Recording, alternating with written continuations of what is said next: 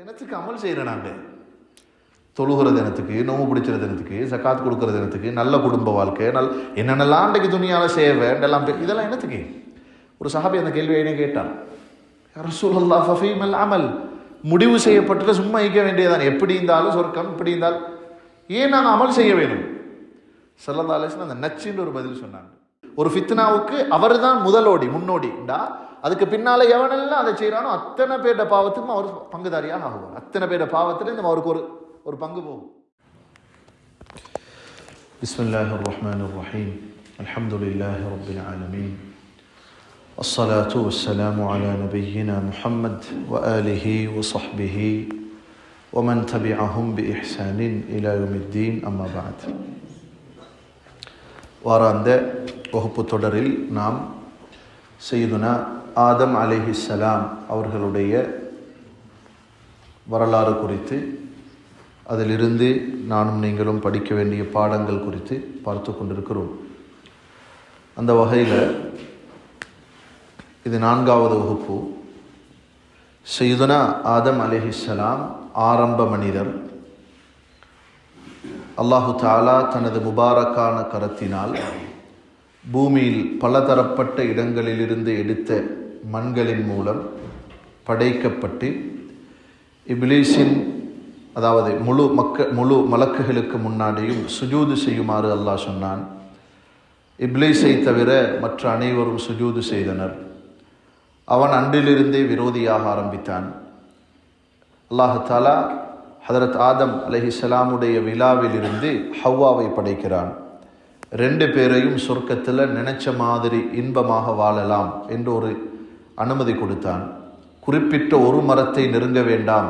இதெல்லாம் தெளிவாக குர்ஆனும் ஹதீஸும் சொல்கிற விடயங்கள். ஒரு குறிப்பிட்ட மரத்தை தவிர என்று அதுக்கு கிட்ட போகவானம் என்று தடை செய்தான். ஆனாலும் இப்லீஸ் அவர்கள் இருவரிலும் முயற்சி செய்தான். அந்த மரத்தில் உள்ள கனியை சாப்பிட புசிக்க செய்தான். அதனால் அல்லாஹ் தஆலாவுடைய ஏற்பாடு, சுவர்க்கத்தில் வாழ்ந்த அந்த உரிமை பறிக்கப்பட்டு, வாழுங்கள், இங்கே வாழ முடியாது, பூமிக்கு செல்லுங்கள் என்று 2 மலக்குகள் மூலமாக கொண்டு வரப்பட்டு எங்கே இறங்கினாங்க என்ற செய்திகளில் உள்ள கருத்து வேறுபாடுகள், இதையெல்லாம் சென்ற வகுப்புல பார்த்தோம். ஹைர், இறங்கும் பொழுது அல்லாஹ் தஆலா சொன்னான், குல் நஹ்பிது மின்ஹா ஜமீஅன், எல்லாரும் சொர்க்கத்திலிருந்து கீழே போங்க என்று 4 பேரை இறக்கியதாக முஃபஸ்ஸிரூன்கள் சொல்றாங்க. ஒன்று ஆதம், அடுத்தது ஹவ்வா, அடுத்தது இப்லீஸ், அடுத்தது பாம்பு என்ற செய்தி சொல்லப்பட்டிருக்கிறது. அந்த இறக்கப்பட்ட 4வரும் பஅதுக்கும் லிபஅதின் அது, உங்களிடையே விரோதத்தை உண்டு பண்ணப்பட்ட நிலையில்தான் இறக்கப்பட்டிருக்கிறீர்கள் என்று அல்லாஹ் சொன்னான். மனிதனுக்கு இப்லீஸ் எதிரி, பாம்பு எதிரி என்ற எதிரி, அதாவது விரோதத்தன்மையோடு தான் பூமிக்கு இறக்கப்பட்டிருக்கிறார்கள். சரி, இப்போ பூமிக்கு வந்த பின்னால் ஹதரத் ஆதம் அலைஹிஸ்ஸலாமுடைய வாழ்க்கை எப்படி இருந்தது என்றதை தான் இந்த வகுப்புல பார்க்க இருக்கிறோம். ஹைர், ஆரம்பமாக ஆதம் அலைஹிஸ்ஸலாம் சுவர்க்கத்தில் இருந்து அவர்களை ஒரு படைப்பாக அல்லாஹ் தஆலா படைத்து, திர்மிதி ஷரீஃபில் வரக்கூடிய ஹதீஸ், ஸல்லல்லாஹு அலைஹி வஸல்லம் சொன்னார்கள், அல்லாஹு தஆலா ஆதம் அலைஹிஸ்ஸலாத்தை படைத்த பின்னால் அவர்களுடைய முதுகை தடவினான். மஸஹ ظஹரஹு, தடவிய முதுகிலிருந்து ஒரு பெரும் பிச்சலத்தை அல்லாஹ் உருவாக்கினான். இது ஹதீஸ், சஹீஹான ஹதீஸ். ஒரு பெரும் பிச்சலம் அந்த முதுகிலிருந்து தடவினுடனே வெளியாகியது. அந்த பிச்சலங்களில் அல்லாஹ் தஆலா ஸல்லல்லாஹு அலைஹி வஸல்லம் சொல்கிறார்கள், வெளியாகிய அத்தனை படைப்புகளையும் ஹதரத் ஆதம் அலைஹிஸ்ஸலாத்துக்கு முன்னால் அல்லாஹ் காட்டினான். நடந்ததே முல்லான சுருத்தின கதைன்னு நினைக்காதீங்க, இது ஹதீஸ். அப்படி எடுத்து காண்பிக்கப்பட்டது முழு படைப்புகளும். ஒவ்வொரு படைப்புடைய, ஒவ்வொரு மனிதனுடைய கண்ணுக்கு முன்னாலேயும் இலங்குகிற, கொஞ்சம் கலண்டு மாறிச்சு, இலங்குகிற வெளிச்சத்தை அல்லாஹ் உண்டாக்கினான். ஸல்லல்லாஹு அலைஹி வஸல்லம் சொல்கிறார்கள், அதற்கு மத்தியிலே ஹதரத் ஆதம் அலைஹிஸ்ஸலாம் பார்க்குறாங்க, அந்த படைப்புகளுக்கு மத்தியில் ஒருத்தருடைய கண்ணுக்கு முன்னால மட்டும் கொஞ்சம் கூடுதல் வெளிச்சம் தெரிந்தது. ஃபஅஅஜபஹு வபிசுமா பைன ஐனை, அந்த குறிப்பிட்ட மனுஷன் யாரு அப்படின்றத வாப்பா தெரிஞ்சு கொள்ள வேணும். ஆதம் அலைஹிஸ்ஸலாம் அல்லாஹ்விடத்துல கேட்டாங்களாம், யா அல்லாஹ், இவங்கெல்லாம் யாரு என்று கேட்டார்கள். அல்லாஹ் சொன்னான், ஹவுலாஇ துர்ரியத்துக், இவர்கள்தான் உங்களது பிச்சலத்தில் வரப்போறவர்கள். சரி, அந்த விசேஷமாக கூடுதல் வெளிச்சத்தோடு இருக்கிற மனிதர் யார்? அப்ப சொன்னாங்க, அல்லாஹ் சொன்னானா, அது கடைசி காலங்களில் வருகிற நபிமார்களில் ஒருவர் தாவூத், அவருடைய பெயர் அலைஹிஸ்ஸலாம். அல்லாஹ் சொல்லிட்டு சொன்னான், அவருக்கு நான் 60 வருட வாழ்க்கையை முடிவு செய்திருக்கிறேன். பூமியில உங்களோட பிச்சலத்துல பின்னாடி வர இருக்கிறார். தாவூதுன்னு பிறக்கவே இல்லை, சொர்க்கத்தில் வச்சு நடந்த சம்பாசனையாக சஹீஹான் ஹதீஸாக இது திருமதியில பதியப்படுகிறது. அது தாவூத் உங்களோட பிச்சலத்தில் வர ஒரு மகன், 60 வருடம் அவருக்கு ஆயுள் என்று அல்லாஹ் சொன்னான். இப்போ ஹதரத் ஆதம் அலைஹிஸ்ஸலாம் கேட்டார்கள், சொன்னார்கள், யா அல்லாஹ் கொஞ்சம் கூட கொடுத்தா நல்லமே, 60 வருஷம் கூடுதலாக இருந்தால் நன்றாக இருக்குமே. அப்ப அல்லாஹ் தஆலா சொன்னான், இல்லா அன் அஸீதஹு மின் உம்ரிக், அவருக்கு கொடுக்கிறதாக இருந்தா உங்களோட ஆயுளில் இருந்து தான் எடுத்து கொடுக்க வேணும், எக்ஸ்ட்ராவாக கொடுக்க மாட்டேன். நம்புறது கஷ்டமாக்குதா? இதெல்லாம் நடந்தவைகள். ஹதரத் தாவூத் அலைஹிஸ்ஸலாம் 60 வருஷம் நிர்ணயம் செய்யப்பட்ட நபி. ஆதம் அலைஹிஸ்ஸலாம் வாப்பா கேட்கிறாங்க, அல்லாஹ் உங்களோட ஆயுளை கொஞ்சம் கூடுதலாக கொடேன். அல்லாஹ் சொன்னான், உங்களோட ஆயுள்ல இருந்து வேணுமென்றா எடுத்து கொடுக்கிறேன். சரி, பிரச்சனை இல்லைன்றாங்க. இதெல்லாம் சொர்க்கத்தில் நடக்கிறது. ஆதம் அலைஹிஸ்ஸலாத்துக்கு அல்லாஹ் தஆலா முடிவு செய்திருந்தான் 1000 வருட வாழ்க்கை. 1000 வருஷம், 100 அல்ல, 200 அல்ல, 300 அல்ல, 1000 வருடங்கள் வாழலாம். அப்ப இதுல இருந்து ஒரு 40 எடுத்து இவங்களுக்கு கொடு என்று சொல்லப்பட்டது. அல்லாஹ் தஆலா அந்த ஏற்பாடை செய்தான். சரி, பிரச்சனை இல்லைன்றார். ஆதம் அலைஹிஸ்ஸலாம் பூமிக்கு வந்தாங்களா, அவர்கள் அனுப்பப்படும் பொழுது உங்களுக்கு 1000 வருஷம் சொல்லி அனுப்பப்பட்டாச்சு. வாழும் பொழுதே 1000 வருஷம்டா, எண்ணி எண்ணித்தானே வாழ்வான் மனுஷன். எண்ணி எண்ணி எண்ணி கடைசியா 960 ஆகும் பொழுது மலக்குல் மௌத் வருகிறார். யார்கிட்ட? ஆதம் அலைஹிஸ்ஸலாத்து. நபிமார்களுக்கு அல்லாஹ் விசேஷமாக வைத்திருக்கிற ஒரு பண்புதான், அவர்களுடைய ரூஹ் கைப்பற்றப்படும் பொழுது அவர்களுக்கு அது சொல்லப்படும், அந்த செய்தி எத்தி வைக்கப்படும், உங்களோட ரூஹ் கைப்பற்றப்பட போகிறது என்றது. இது ஸல்லல்லாஹு அலைஹி வஸல்லம் அவர்களுக்கும் நடந்தது. ஹதரத் மூசா அலைஹிஸ்ஸலாம் சஹீஹ் புகாரில் இருக்கிறது. இந்த ஹதீஸை சொல்ற நேரம் சில நேரம் நீங்கள் யோசிப்பீங்க அது எப்படி என்று. ஹதரத் மூசா அலைஹிஸ்ஸலாம் அவர்களுடைய மரண நேரத்தில் மலக்குல் மௌத் வந்து உங்களோட ரூஹை கைப்பற்ற போறேன் என்று சொன்னார்கள். அனுமதி கேட்காம வந்ததினால மூசா அலைஹிஸ்ஸலாம் ஹதரத் மலக்குல் மௌத்துக்கு அறைந்தார்கள் என்று வருகிறது. சஹீஹ் புகாரில் வருது, புகாரில் வருகிறது, அறைந்தார்கள். உடனே அவங்க திரும்ப போனாங்க அல்லாஹ்விடத்தில், யா அல்லாஹ் யார்கிட்ட அனுப்பினா என்னை? அரைஞ்சு போட்டான் மனுஷன். இப்படியும் வருகிறது அந்த ஹதீஸ்ல, ஹத்தா ஃபகா ஐனை, அவன் ஒரு கண் கலண்டு போற அளவுக்கு அரைஞ்சாங்க. மனித தோற்றத்தில் வந்திருந்தார்கள். திரும்ப அல்லாஹ் தஆலா அவர்களிடம் அந்த அனுப்பிய செய்தி சஹீஹ் புகாரில் வருது. அது மாதிரி ஹதரத் ஆதம் அலைஹிஸ்ஸலாத்துக்கு அல்லாஹ் தஆலா அவங்களுக்கு 1000 வருஷம் சொல்லி அனுப்பியாச்சு. அங்க மகனுக்கு 40 கொடு என்று வாப்பா சொல்லியாச்சு. 960வது வயசுல வரார் மலக்குல் மௌத், ரூஹ் கைப்பற்றப்பட்ட நேரமாச்சு.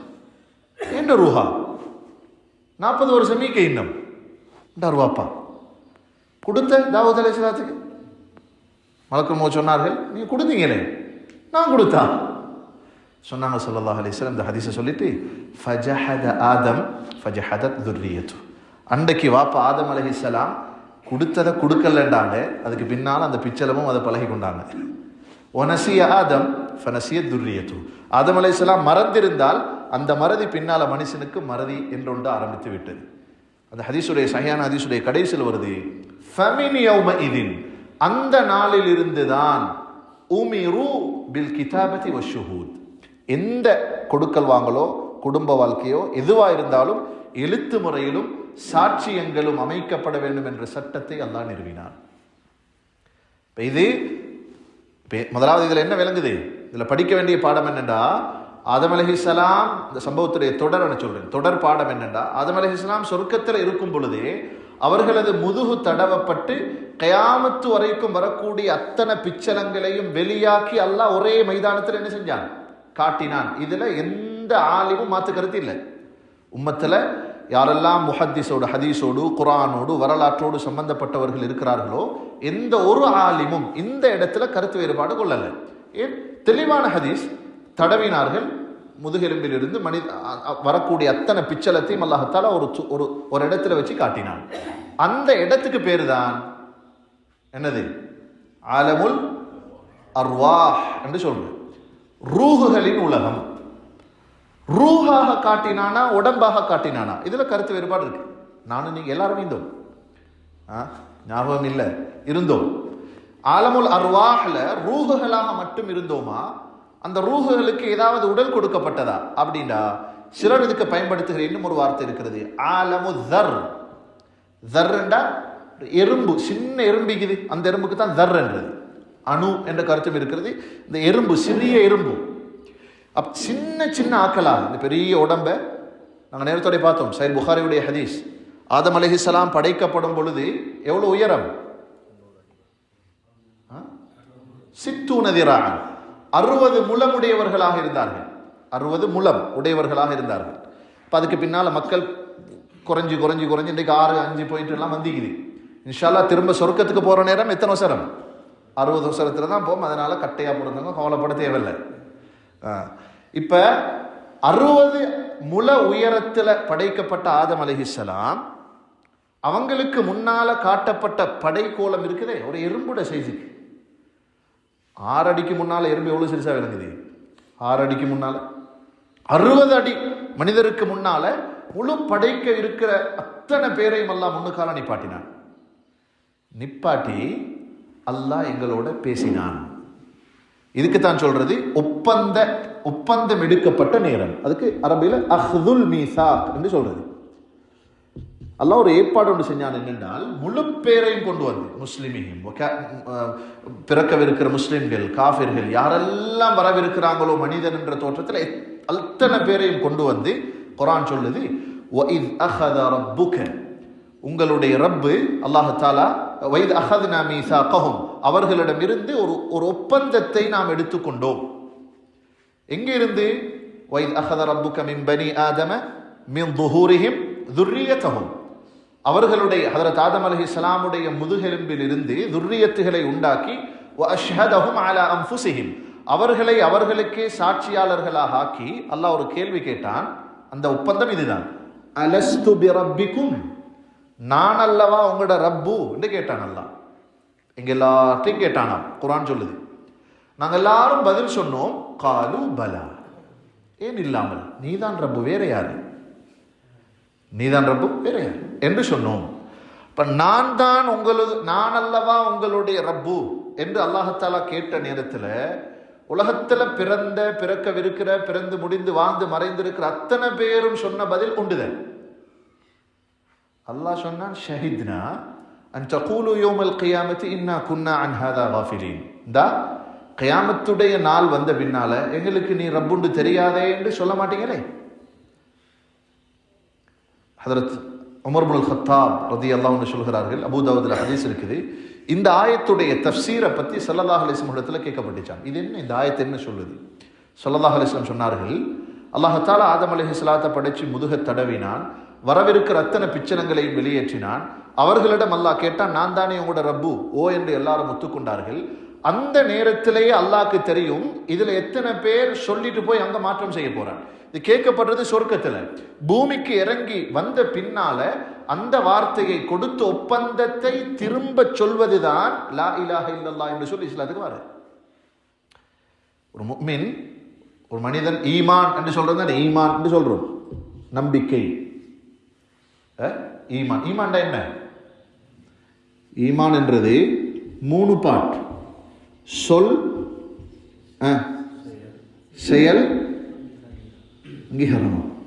ஹதீஸ், சொல், செயல், மன, நம்பிக்கை.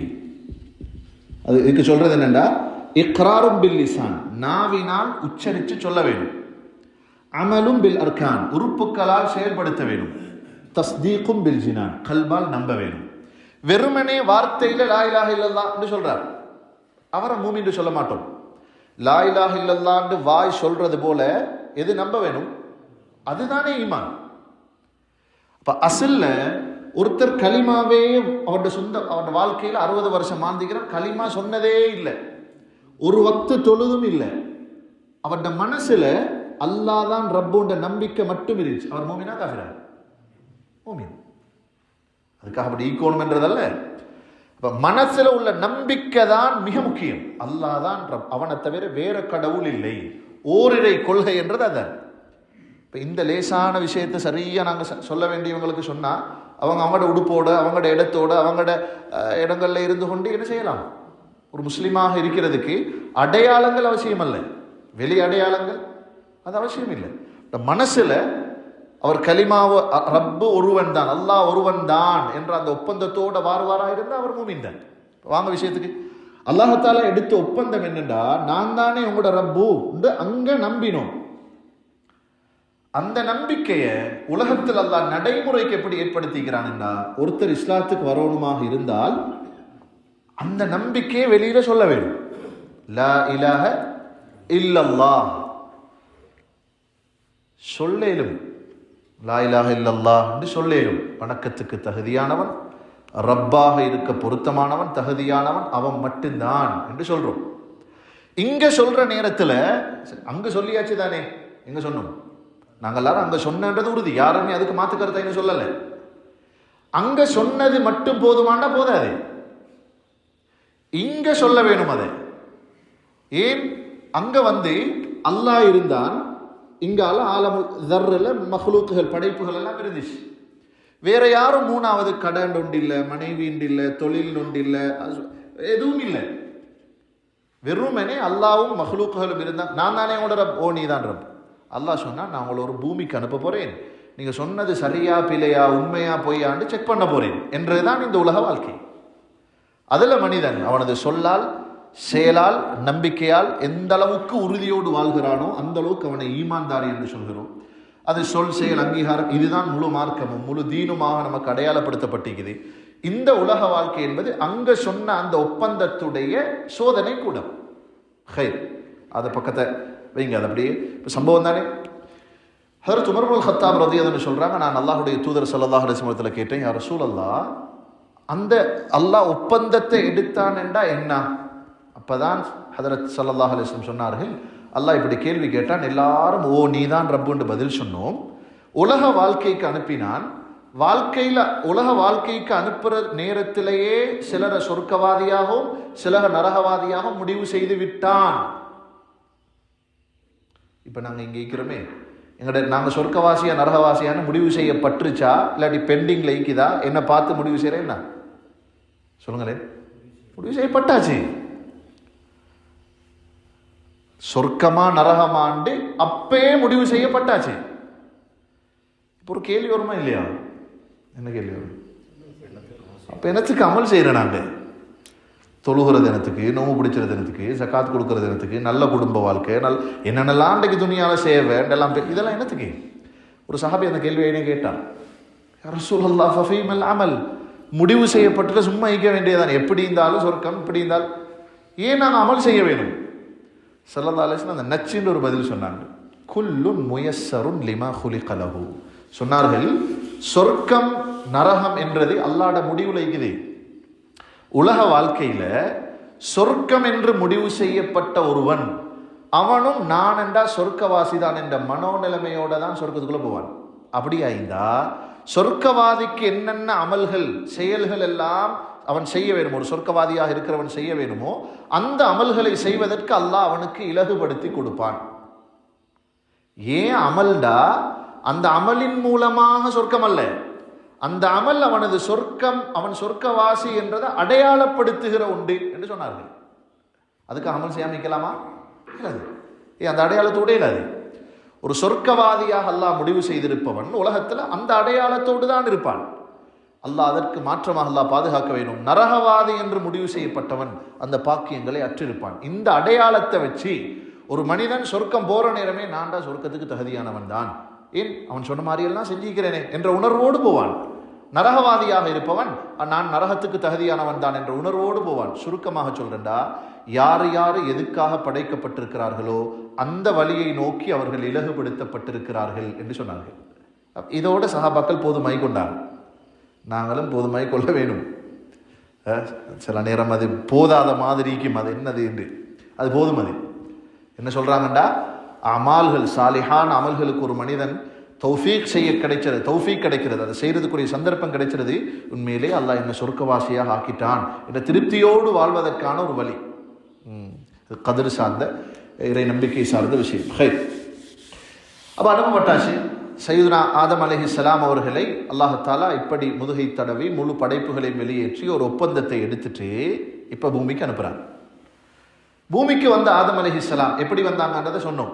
ஃப்ளைட்லையா எதில் வந்தாங்க? மலக்குமார்கள் கொண்டு வந்து விட்டாங்க என்ற அறிவிப்புகள் ஆதாரபூர்வமானவை. கீழே வந்தாங்க. ஆதம் அலைஹிஸ்ஸலாம் ஒரு இடத்துல, ஹவ்வா அலைஹிஸ்ஸலாம் ஒரு இடத்துல, ரெண்டு பேரும் வெவ்வேறு இடம் என்றதில் மாற்று கருத்து இல்லை. எங்கேயுமே எந்த இடம் என்றது குறிப்பிட்ட இடமாக எந்த ஒரு ஹதீஸும் எங்களுக்கு கிடையாது. சிலர் இந்தியான்றா, இந்த எங்கள் ஹிந்துன்றாங்க, சிலர் அது கருத்து வேறுபாடுகளை பார்த்தோம். சரி, வந்த உடனே முதலாவது என்ன செய்தார்கள்? ஆதம் அலைஹிஸ்ஸலாத்துக்கு அல்லாஹ் முதலாவது சொன்னான், பைத்துல் மாமூர், 7 வானங்களுக்கு மேலால இருக்குகிற ஒரு இல்லம் தான் அல் பைத்துல் மாமூர் என்ற ஒரு ஆலயம், ஒரு மஸ்ஜித். இது சம்பந்தமாக புகாரி முஸ்லிம்ல வருகிறது. இஸ்ரா மிஅராஜுடைய பயணத்தில் ஸல்லல்லாஹு அலைஹி வஸல்லம் 7வது வானத்தை தாண்டி போகும் பொழுது அங்கே இப்ராஹிம் அலைஹிஸ்ஸலாம் இந்த பைத்துல் மாமூர் என்ற இந்த காபத்துல்லா மாதிரி பைத்துல் மாமூர் 7 வானங்களுக்கு மேலாடி இருக்கிறது, இதில் சாஞ்சு கொண்டு இருந்தாங்க என்று வருகிறது. இந்த பைத்துல் மாமூருக்கு நேராகத்தான் அர்ஷுர் ரஹ்மான், அல்லாஹுடைய அரிஷ் இருக்கிறது. அந்த பைத்துல் மாமூருக்கு சரியா கீழே தான் கஅபா இருக்கிறது. இன்றைக்கு நாங்கள் சொல்கிற இந்த பூமியில் இருக்குகிற கஅபா, எத்தனையோ கோள்கள், இந்த கேலக்சிஸ், இந்த பிரபஞ்சத்துக்கெல்லாம் அப்பால் இந்த பூமிக்கு நேராக பைத்துல் மாமூர், அதற்கு நேராக அர்ஷுர் ரஹ்மான் இருக்கிறது. இந்த கஅபாவை ஆதம் அலைஹிஸ்ஸலாம் சொர்க்கத்தில் இந்த இறங்கி பூமிக்கு வந்த பின்னால முதலாவது அல்லாஹ் சொன்னது, இந்த ஆலயத்தை கட்டுங்கள். முதலாக கஅபாவை கட்டினது யாரு? ஆதம் அலைஹிஸ்ஸலாம்.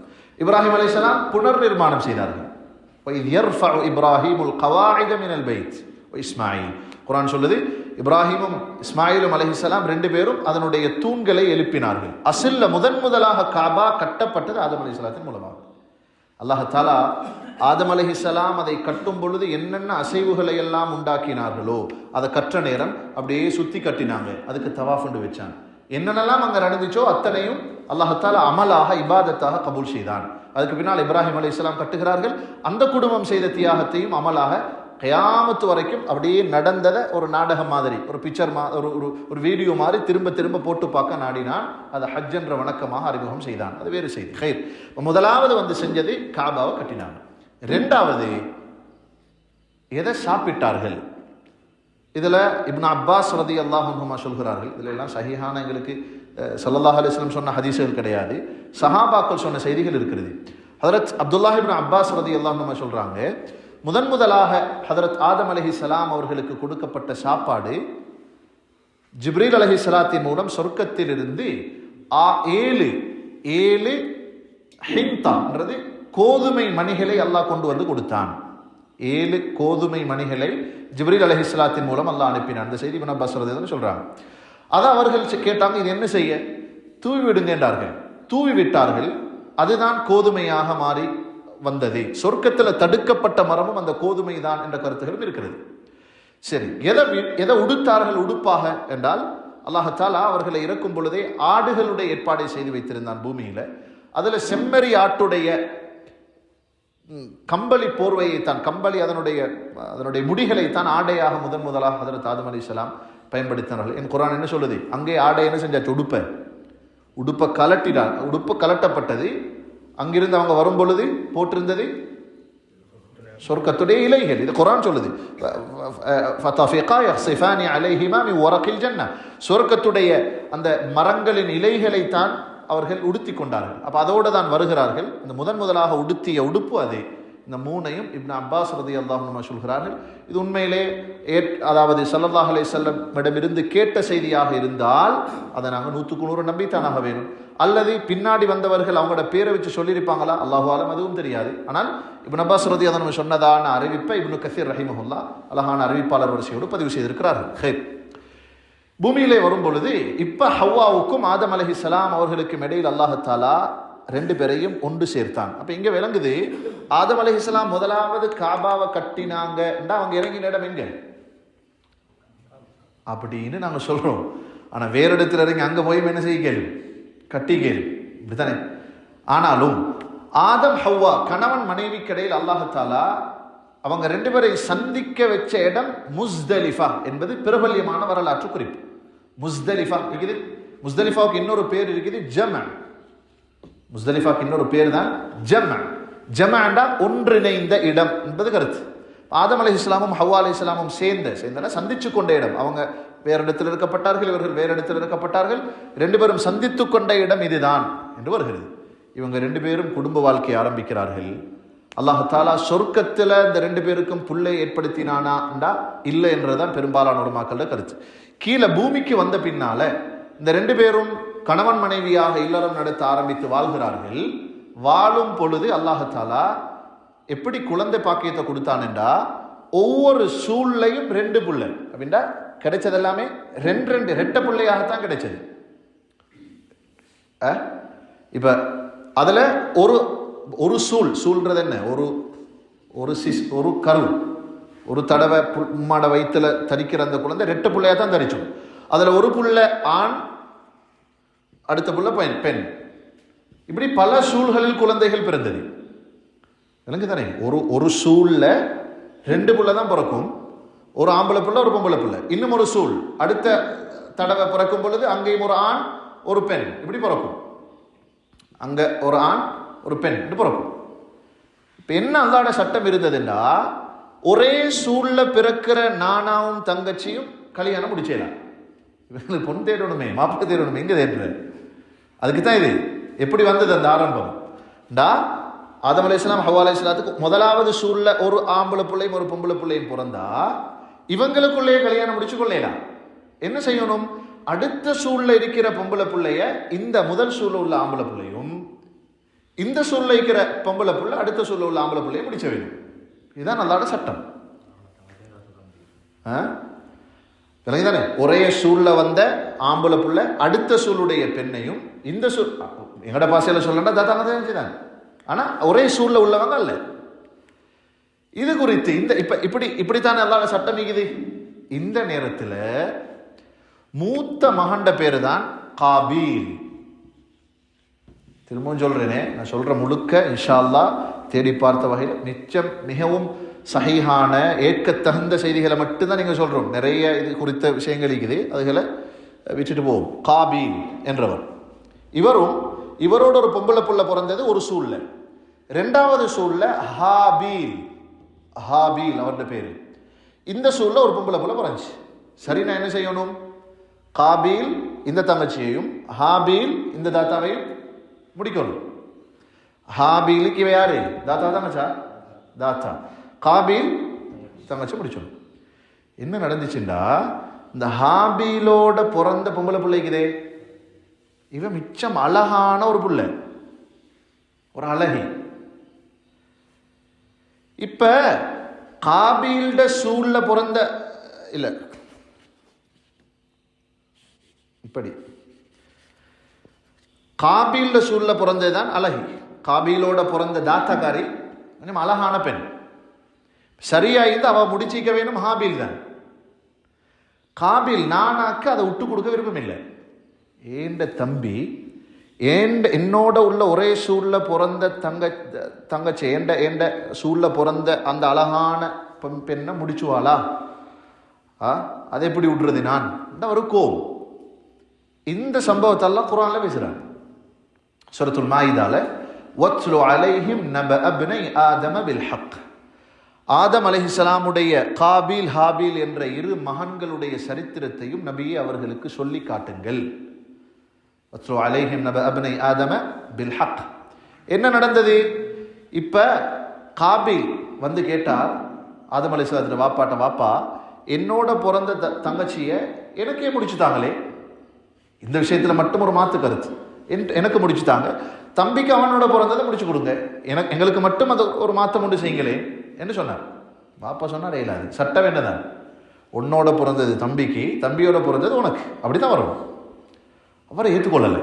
திரும்பவும் கேட்டார், வாப்பா ஆதம் அலைஹிஸ்ஸலாம், அல்லாமா ஹதரத் இப்னு அப்பாஸ், ஹதரத் அப்துல்லாஹ் இப்னு மஸ்ஊத், பெரும் சஹாபாக்கள் இந்த சம்பவத்தை சொல்கிறார்கள். இப்போ இப்படி இந்த பிரச்சனையை அப்படியே விட்டுட்டு, சரி 2 பேரும் இருங்களே, நான் ஹஜ்ஜுக்கு போயிட்டு வரேன். ஹதரத் ஆதம் அலைஹிஸ்ஸலாம் ஹஜ்ஜுக்கு போயிட்டாங்க. அவர்களுக்கும் ஹஜ் கடமையாக இருந்தது. ஹஜ்ஜுக்கு போனாங்க. ஹஜ்ஜுக்கு போகிற நேரத்தில் சொல்லிட்டு போனாங்க 2 பேர்ட்டையும், இப்போ நீங்கள் 2 பேரும் இந்த பிரச்சனையை முடிக்கிற மாதிரி இல்லை, அல்லாஹ் தான் இதுக்கு ஒரு தீர்வு தரணும். ஒரு வேலை செய்யுங்க, நீங்கள் 2 பேரும் காபீலும் ஹாபீலும் அல்லாஹுக்காக ஒரு குர்பானி கொடுங்க. குர்பானின்டா ஆட்டுக்கு பேர் இல்லை, நிறைய பேர் நாங்கள் நினைக்கிறேன்னா குர்பானின்னா ஒரு மாடு ஆடு. குர்பானின்றது தியாகம். குர்பான், குர்பான்டா இறை நெருக்கம், தியாகம் செய்வது. அப்போ சொன்னாங்க 2 பேரும், நீங்கள் 2 பேரும் அல்லாஹுக்காக எதையாவது முற்படுத்தி தியாகம் செய்யுங்கள் என்று வாப்பா சொல்லிட்டு ஹஜ்ஜுக்கு போயிட்டார். இங்கே காபீல் ஹாபீல், இன்னும் குழப்பக்காரர் யார் மாதிரி விளங்குது உனக்கு? காபீல் மூத்த நானா, அவர் தானே என்ன சட்டத்தை மாற்ற பார்க்குறாரு. இந்த காபீல் என்ன செஞ்சாருண்டா, அவர் ஒரு விவசாயி. இவர் என்ன செஞ்சார், கொஞ்சம் கோதுமைகளை கொண்டு போயிட்டு ஒரு மலையில் வச்சார். இவரோட குர்பானி அதுதான். இன்றைக்கு நாங்கள் ஆடுகள் அறுக்கிற மாதிரி, மாடுகள் அறுக்கிற மாதிரி, அன்றைக்கு குர்பானியுடைய முறை என்னென்னா, எதை அல்லாஹுக்காக முற்படுத்த போகிறோமோ அதை கொண்டு போயிட்டு ஒரு இடத்துல வைக்க வேணும். அதை மேலிருந்து ஒரு நெருப்பு வந்து எரிச்சா அது கபூல் செய்யப்பட்டு விட்டது என்பது அர்த்தம். அப்படி நெருப்பு அதை எரிக்கலைன்னா என்ன செய்யலை, கபூல் செய்யப்படலைன்னு அர்த்தம். இப்போ காபீல் கொண்டு போயிட்டு வச்ச குர்பானி கோதுமை மூட்டை உண்டு. ஹாபீல் தம்பிக்காரர் நல்ல புள்ள கொண்டு போய் வச்சது ஒரு ஆடு, ஒரு கொளுத்த ஆடு கொண்டு வச்சுட்டான். அல்லாஹ் சொன்னான், இது கர்ரபா குர்பானன், 2 பேரும் ஒவ்வொரு குர்பானிகளை முன்வைத்தார்கள். ஃபதுகுப்பில மின் அஹதிஹிமா, சூரத்துல் மாயிதாவில் இருக்கிறது. ஹாபீலுடைய குர்பான் கபூலாகி விட்டது. அவர் ஆடை ஒரு நெருப்பு வந்து அப்படியே எரிச்சிருச்சு.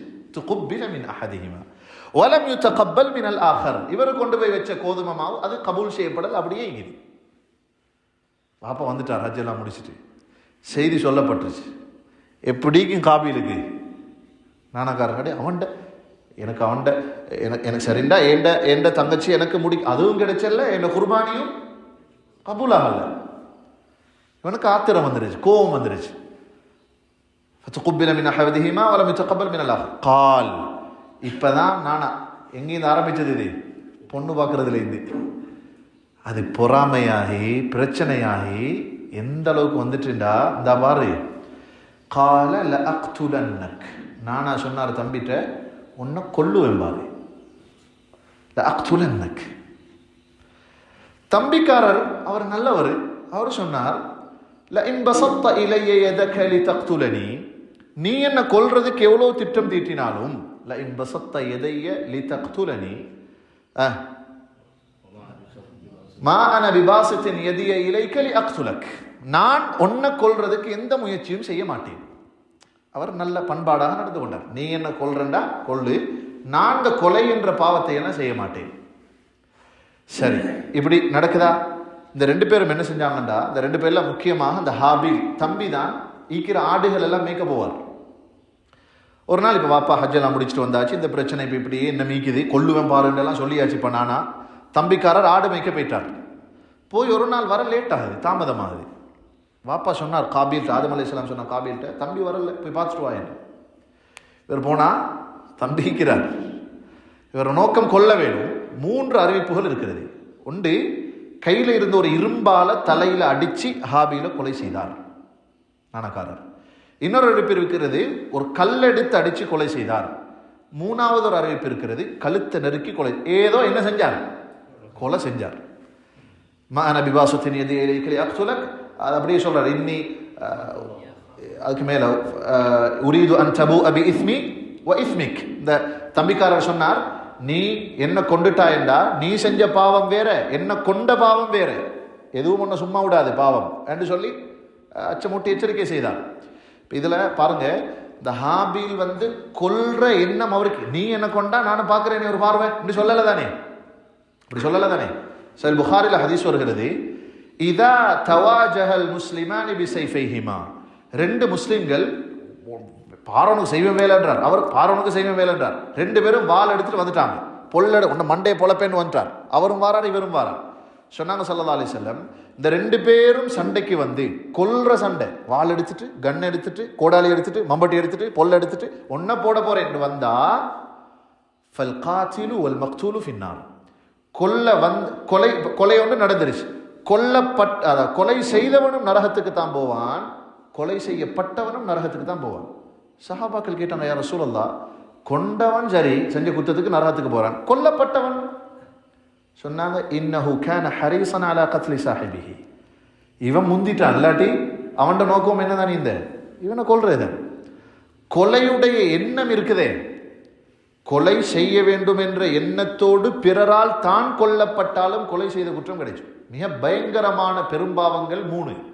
அதில் முதலாவது வல்லதீன, நாங்கள் இபாதுர் ரஹ்மான பாடத்தில் சூரத்துல் ஃபுர்கானுடைய கடைசி 25வது வசனத்தை பற்றி பார்க்குற நேரம் பார்த்தோம். அல்லாஹ் தஆலா அதில் சொல்றான், வல்லதீன லா யதுஊன மஅல்லாஹி இலாஹன் ஆகர் ஷிர்க். இரண்டாவது வலா யக்துலூன அன்-நஃப்ஸ அல்லதி ஹர்ரமல்லாஹு இல்லா பில் ஹக். அல்லாஹ் தஆலா இணை வைப்புக்கு பின்னர் ஆக பெரும்பாவம் என்று வச்சுக்கிறது தான் கொலை. உலகத்துல காபீல் ஹாபீல கத்ல் செஞ்சிட்டான். கொலை என்பது ஷிர்க்குக்கு பின்னால மிக பயங்கரமான பாவம், உலகத்துல முதலாக நடந்த பாவம். சிலர் சொல்றாங்க, இந்த கொலைக்கு முன்னால என்ன பாவம் மிகுது, மனதளவுல பொறாமை என்ற பாவம் மிகுது. வானத்திலையும் நடந்தது பொறாமை தான், இப்லீஸின் மூலமாக ஆதம் அலைஹிஸ்ஸலாத்துக்கு. பூமியில வந்து நானாவின் மூலமாக தம்பிக்கு ஏற்பட்டது பொறாமை என்ற பாவம். பொறாமை இங்க முடிவாகானது. சொர்க்கத்துல பொறாமை சொர்க்கத்துல இந்த பூமிக்கு அனுப்பிச்சு, இங்க உள்ள பொறாமை மண்ணுக்கு மேலேந்து மண்ணுக்கு கீழே அனுப்பிச்சு. சொர்க்கத்துல இந்த பூமிக்கு அனுப்பிச்சு முதல் பொறாமை, இரண்டாவது பொறாமை பூமிக்கு மேலேந்து கீழுக்கு அனுப்பிச்சு. இப்ப காபீல் ஹாபீல கொண்டுட்டான். கொலை செய்த பின்னால அல்லாஹ் ஆயத்தை முடிக்கிறான், إني أريد أن تبوء بإثمي وإثمك فتكون من أصحاب النار وذلك جزاء الظالمين فطوعت له نفسه قتل أخيه فقتله فأصبح من الخاسرين. இப்போ கொண்டுட்டா, கொலை செஞ்சிட்டா, அதுக்கு பின்னால இப்போ கொல்லப்பட்ட தம்பியை என்ன செய்யறதுன்னு தெரியாது. கொல்லப்பட்ட இப்போ தம்பியை என்ன செய்யறது?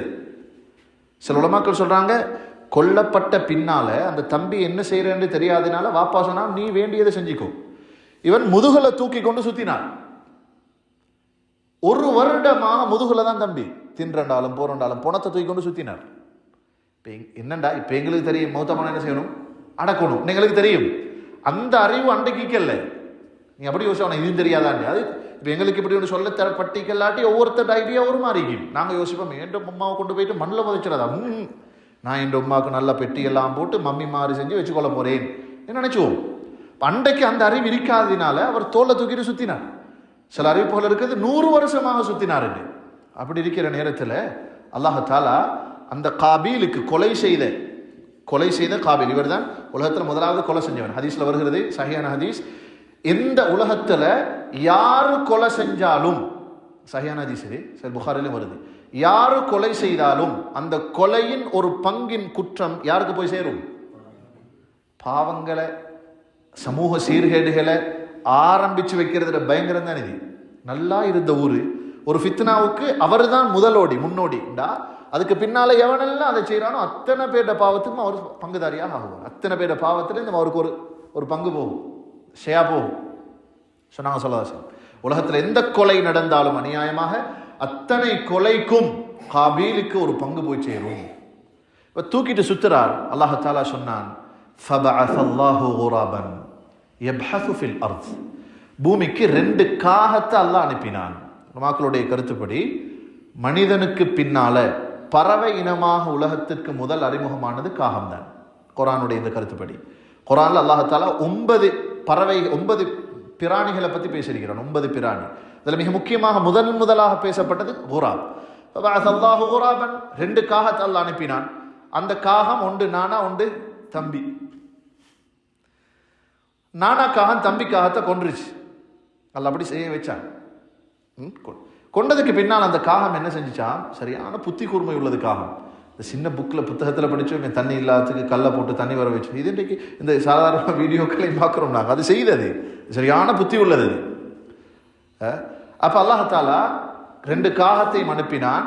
ஒன்று நானா காகம் தம்பி காகத்தை கொலை செய்கிறது. கொலை செஞ்ச பின்னால அந்த நாணக்காகம் என்ன செஞ்சு தெரியுமா, பக்கத்தில் அவருடைய சொண்டின் மூலமாக காலின் மூலமாக தோண்டி அது அப்படியே அந்த அடுத்த பிணத்தை தம்பி பிணத்தை அப்படியே அந்த குழியுளுக்கு போட்டு மூடிச்சு. இதை பார்த்தான், ஒரு வருஷமா தூக்கிட்டீங்க நானா, தலையில கை வச்சான்.